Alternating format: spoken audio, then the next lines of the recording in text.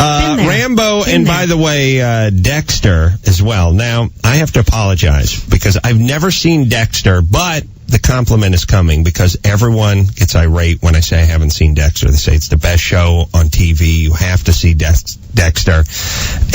Am I right? Do I have to see it? I think so. I mean, it's a really great show. It's very dark and funny and twisted, and I think you'd like it, actually. Moving to CBS? Yeah. Huge deal. February 17th, 10 p.m. Now, how do they do that from a content standpoint? Is it because... It's 12 minutes long on the network, right? Yeah, I mean... They gotta cut out all the gore? They have to cut out about 10 minutes. They'll cut out the nudity, obviously, the language, some of the violence. So basically, it's a comedy. You're going to be in it a lot. It'll just be your love scenes with Dexter. Yes. Well, I don't think they have to cut out that much content in the gore department. From a language standpoint, we're kind of hung up as a nation. But I turned on the TV, I think it was last night or the night before, at about 8 o'clock. It was a CSI thing, and the opening shot was the guy firing up what's essentially a pizza cutter, but electric pizza cutter, spinning wheel on it with a little blade and going right into a cadaver's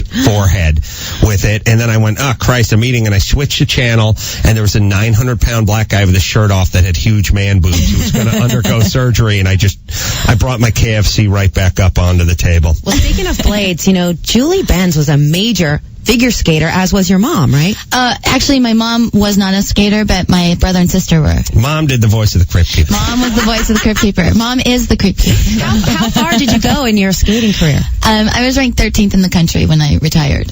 Really? Yes. So were there aspirations about the Olympics? Yeah, definitely. I had a bad injury, though, and couldn't skate as well. So.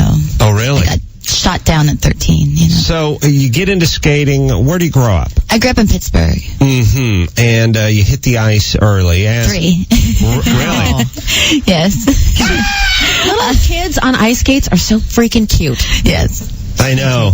I know, and they're so much better than you could ever dream of being, and they've been doing it for like 4 days. Yes. So you start at 3. Your parents are into it. Now your mom's not a figure skater, but she. The way we started, there was an ice rink in the mall, and my mom's a big shopper, actually, and it was a way of like free daycare was to kind of drop us off at the rink so she could go shop. So you take to it, I guess. And you enjoy it? I don't know. I mean, I started at 3. I don't know if I. Oh, good. You're honest. Because a lot of people are like, I wanted to act. When you were 18 months old, you wanted to act? No, your mom dropped you off somewhere, and you got into it, but you were good at it. I worked hard at it, and when you work hard at anything, you eventually do become good at it. I spent a lot of time on the ice. A lot of time.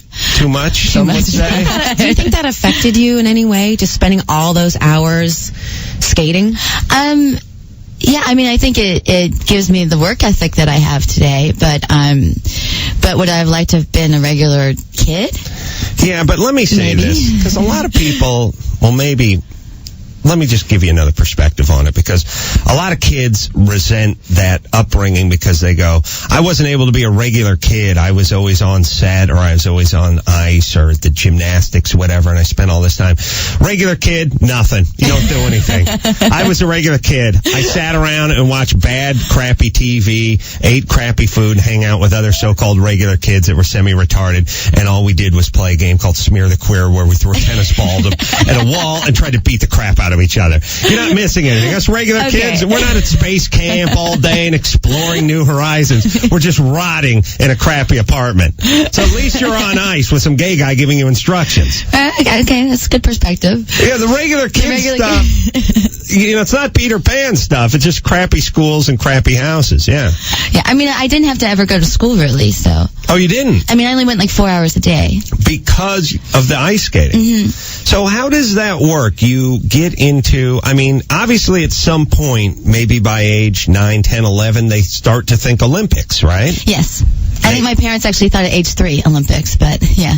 And somebody who looks as beautiful as you, who could skate as well as you, could probably do pretty well if you did pretty well at the Olympics. Lots of endorsements and things like that. And the thing about ice skating, as opposed to getting your daughter into, let's say, pole vaulting, is there's a whole life that goes on after the Olympics. Sure. All Dorothy Hamill stuff and all that stuff, it just keeps going. All the endorsements, all the shows and all that kind of stuff. But you had an injury. Yes. What happened? It's not that exciting. I had a stress fracture that I skated on. Jeff Galooly came after you with a softball bat. Yes? Yes. I wish it was that exciting. Go ahead. No, I had a stress fracture. I skated on it for 3 months. Ended up fracturing my whole tibia bone and had to be off for about a year. Wow. And you never went back. I did go back and competed some more, but it just wasn't the same. Don't ever correct Teresa on the air. She said you never came back. I never came back. And you never came back. Were you adrift at 13 when you retired, and this is what you did your whole life? A little bit. She hit the bottle pretty hard. I actually did. Well, now the year that you took off, where you got to be a so-called normal kid, how exciting was that? Actually, I got bored after 2 weeks. Thank you.